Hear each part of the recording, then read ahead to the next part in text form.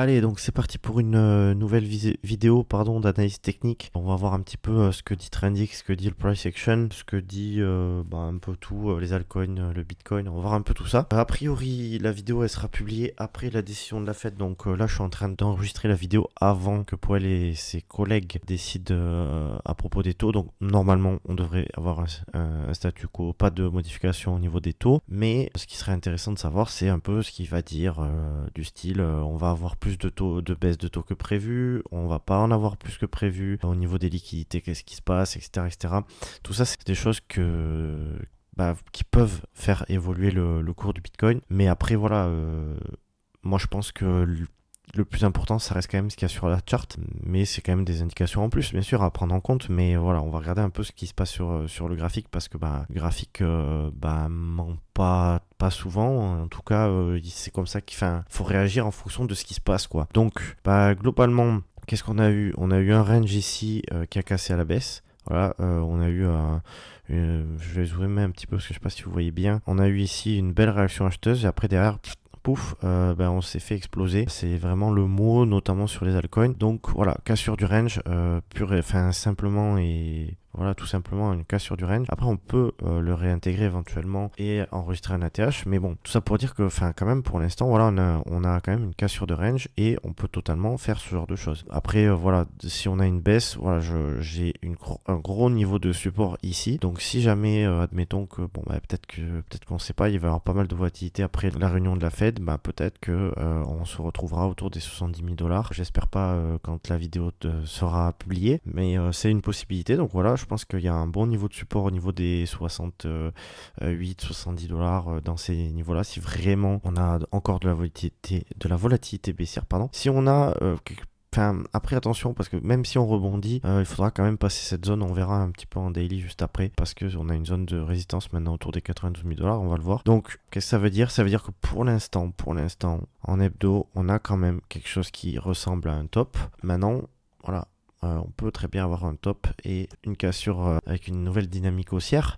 Ici, on avait eu un top aussi, puis derrière une cassure et pas de retest, mais on avait explosé ensuite à la hausse. Donc, ça ne veut pas dire forcément que le bull run est terminé. Comme je vous ai déjà dit, pour moi, il y a une logique de redirection des capitaux vers les altcoins qui n'a pas été fait lors de ce cycle. Je pense que ça sera fait tôt ou tard.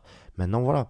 Maintenant, on peut quand même avoir éventuellement ce genre de choses et avoir un retour de bull run que en fin d'année 2025, par exemple. Ça, on peut pas vraiment savoir. Et par contre, ce qui nous fait dire que ça peut peut-être mettre du temps, c'est que ici, j'avais dit qu'il fallait éviter de clôturer sous ce niveau. On a clôturé sous ce niveau. Donc maintenant, ce sont les vendeurs qui ont la main en hebdomadaire.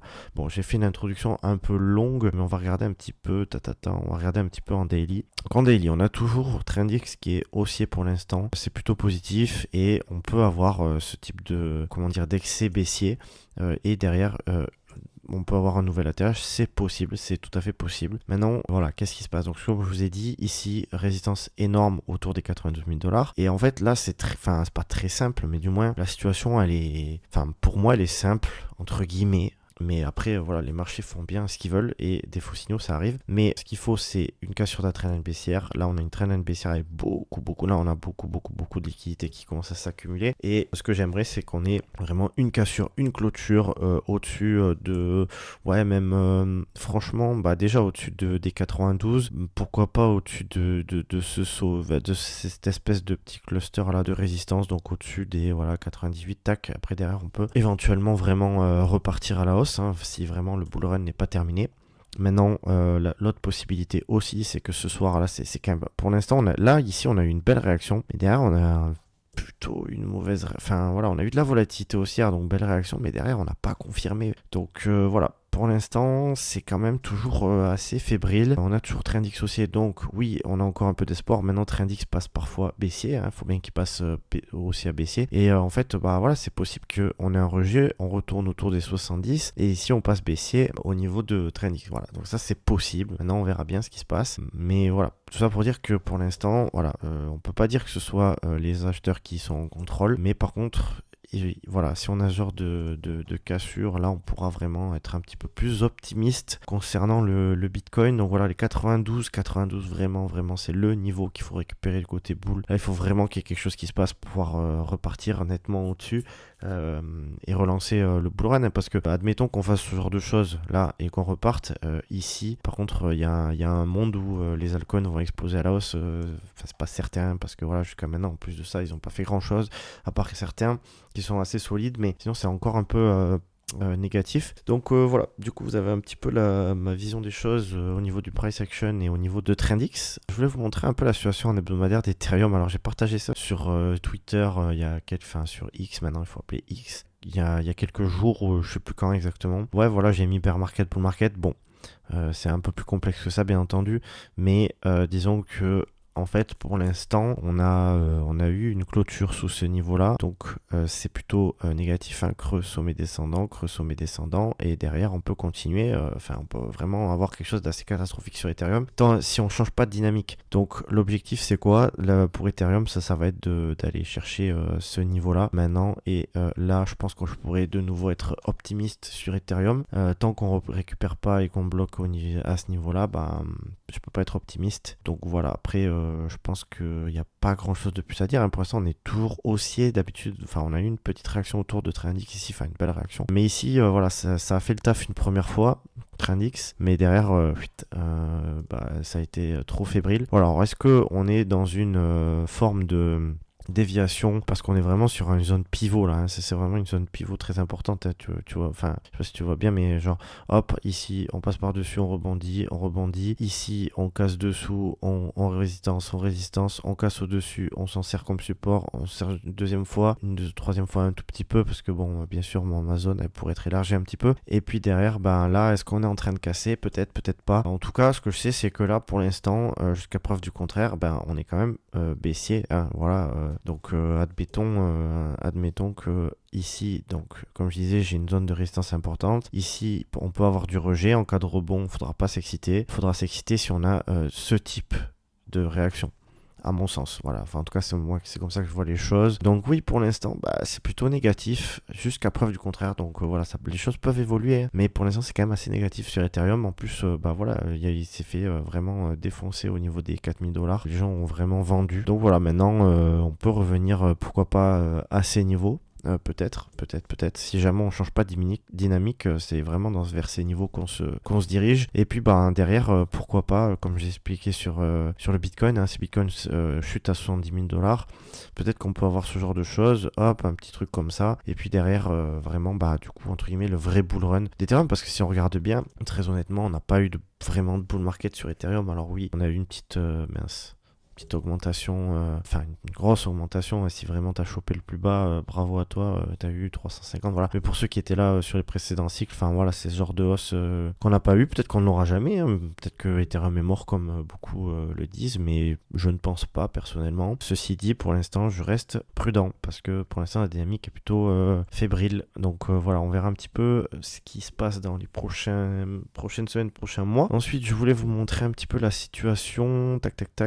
On va regarder un peu la dominance. Ça fait longtemps que je l'ai pas regardé. Donc ça, c'est mes petits schémas habituels. Si jamais tu regardes un peu mes vidéos, tu sais un petit peu de quoi ça retourne. À savoir que pour l'instant, la dominance du Bitcoin n'a pas chuté, si ce n'est cette petite chose ici où on pensait qu'une altizone allait arriver. Au final, rebond sur Trendix, donc rien du tout. Donc voilà, ici maintenant, quand on a clôturé au-dessus de là, les capitaux se dirigent théoriquement encore vers le Bitcoin. Donc toujours pas de phase baissière comme on avait eu en 2020-2021, où finalement on avait eu une rotation des capitaux assez importante vers les altcoins. Donc qu'est-ce qu'on pourrait avoir lors de ce cycle?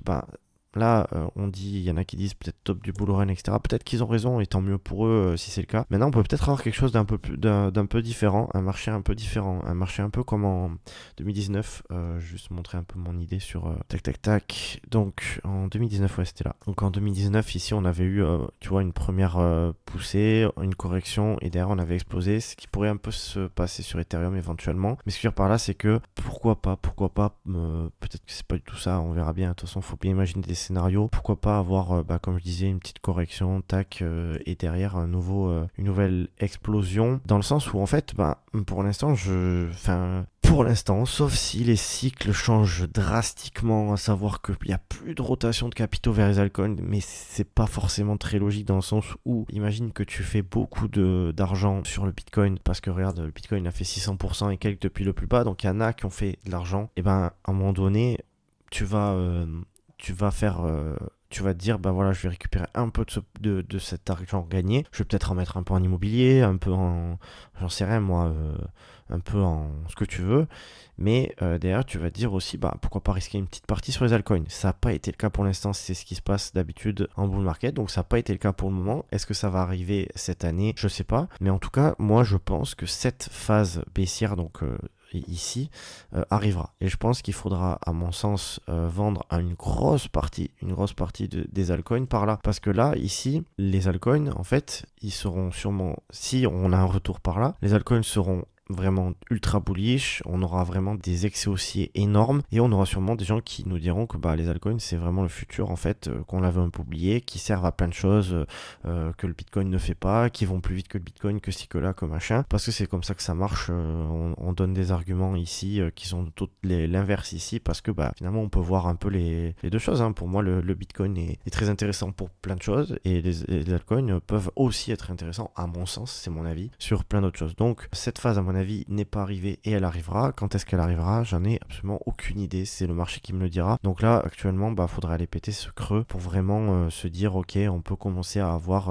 une baisse de la dominance. Pour l'instant c'est pas le cas, donc les capitaux, comme je l'ai déjà répété 3 fois, se dirigent vers le Bitcoin. Voilà. Donc ensuite voilà, ah oui, ça c'était autre chose que j'avais tracé, on a peut-être voilà, j'avais tracé je pense la semaine du 24 février. J'avais mis sur X aussi, donc j'avais dit que voilà, bon, personnellement je pense que les altcoins ont encore un petit coup à jouer. C'est pour ça que je sais pas quel scénario on va avoir exactement. Est-ce qu'on va avoir une latéralisation sur le Bitcoin pendant plusieurs années, enfin pas plusieurs années, plusieurs mois, plusieurs semaines, ou est-ce qu'on va intégrer directement les 92 et exploser? J'en ai aucune idée. C'est très difficile, hein. C'est pas ça qui nous intéresse. Ce qui nous intéresse, c'est les signaux. Et pour l'instant, est-ce qu'on a eu une phase d'euphorie comme ça sur les altcoins? Non. On a eu certes un début d'explosion haussière, mais pour l'instant, on est un peu dans cette configuration de mars à décembre, avec cette dynamique de creux sommet descendant, mais dans une dynamique primaire haussière. Donc voilà, hop, une correction, tac, une correction, et après derrière on peut exploser. Donc on est sûrement en train éventuellement de déterminer un creux, donc peut-être que là on l'a fait la semaine du 10 mars, peut-être que non, peut-être qu'on va aller chercher encore un peu plus bas, etc. Mais là on a une bonne zone de demande ici, on est allé chercher cette zone de demande là, avec la mèche, c'est intéressant franchement. Maintenant ce qu'il faut c'est un signal, comme je vous l'ai dit, sinon bah en fait on peut vraiment continuer à creuser vraiment beaucoup plus bas, on sait vraiment pas ce qui peut arriver. En revanche un signal c'est mince, je m'embrouille avec ça, c'est avoir une cassure de trendline baissière, avoir une clôture au-delà de ce niveau-là, ici, là, de ces sommets, et bah une cassure aussi de cette résistance, hein, parce qu'une fois, deux fois, trois fois, peut-être qu'on va se faire rejeter une quatrième fois, on sait pas, hein, s'il faut, ça fera comme ça et comme ça, donc on sait pas, mais en tout cas, il faut absolument casser cette résistance-là qui nous retient le cours depuis très très longtemps. Voilà, donc du coup, ça c'est vraiment, je pense que c'est toujours possible, en fait, bien sûr, je peux passer pour un fou en ce moment, parce que tout se fait éclater, et le sentiment est vraiment très très très très très bas. D'ailleurs tout le monde se bat sur les réseaux sociaux, c'est quand même un peu dommage parce qu'au final on est tous là un peu pour la même chose entre guillemets. Si certains sont maximalistes, d'autres préfèrent les altcoins, tel ou tel projet parce qu'ils sont exceptionnels, etc. Mais le fait est que dans tous les cas on est quand même plutôt pour les crypto-monnaies, donc essayons plutôt de s'entraider au lieu de s'exploser comme le marché nous le fait en ce moment. On n'en a pas vraiment besoin. Mais voilà, bon bref, là je me suis un petit peu éparpillé, tout ça pour dire que voilà, moi c'est le scénario que j'imagine un petit peu. Maintenant voilà, il peut se passer plein de choses et je peux tout me tromper. Je voulais vous partager deux choses avant de finir. Là je vais finir dans pas très très longtemps, il faut absolument que je me dépêche parce que sinon ça devient un peu trop long. Dogecoin, voilà, bon, je sais, je vous embête avec le Dogecoin, j'en parle très souvent, voilà, est-ce qu'il fallait en acheter ici? On en parlait, c'était au niveau de certains sommets, etc. Bon, ok, maintenant ici on est dans une zone assez intéressante, on a eu une chute de 70% presque, voilà, est-ce que ça commence à faire du sens dans cette zone, dans cette zone de demande? Oh mais c'est pas possible. Dans cette zone de demande, est-ce que ça fait du sens d'acheter du Dogecoin? Si tu penses que ça peut continuer de monter, oui, je pense que c'est une bonne zone d'accumulation. Alors, on est en fait un peu dans la même situation là. que quand on était ici. Oh là là, mais ma souris là, elle est en train de bugger, je suis désolé. Tac. Donc voilà, on est un peu dans cette même situation, zone de demande, et ici on est encore de nouveau dans cette zone de demande. On est en mensuel ici, je ne sais pas si vous vous rendez compte, c'est énormissime.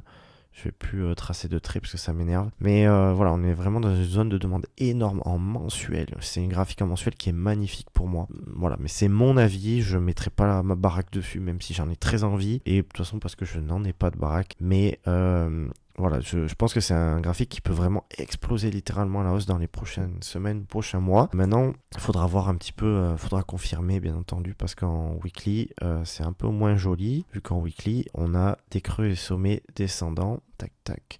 Donc maintenant, il nous faut un signal, comme je vous l'ai déjà dit, et le signal, il se passera au-dessus de là. Donc voilà, mais en tout cas, après, voilà, si jamais c'est un projet, entre guillemets, parce que pour ceux qui connaissent pas, ouais, éventuellement, bah, c'est quand même pas un projet qui a forcément, qui est forcément ultra solide, puisque ça fait partie des mêmes coins, etc. Mais les mêmes coins explosent vraiment en bull run, c'est comme ça jusqu'à maintenant. Et faut pas trop savoir pourquoi, c'est un peu la société qui veut ça, c'est un peu les projets inutiles, mais où les gens pensent qu'ils peuvent faire de l'argent. Je pense que c'est possible parce que de toute façon c'est le cas. C'est des hausses assez impressionnantes et je serais pas étonné vraiment qu'on ait des hausses vers les 1$. Déjà ce serait vraiment pas trop mal. Bah voilà, ça correspond à peu près à la TH. Donc ce serait pas mal. Je pense que ça peut vraiment arriver dans les prochains mois, mais il faudra mon signal. Et derrière, on pourra avoir à mon avis une explosion haussière. Bon voilà, je vais m'arrêter là parce que j'ai fait le tour de la situation des crypto-monnaies. Vraiment ma souris, je vais l'exploser. Et si vous avez des questions, si vous avez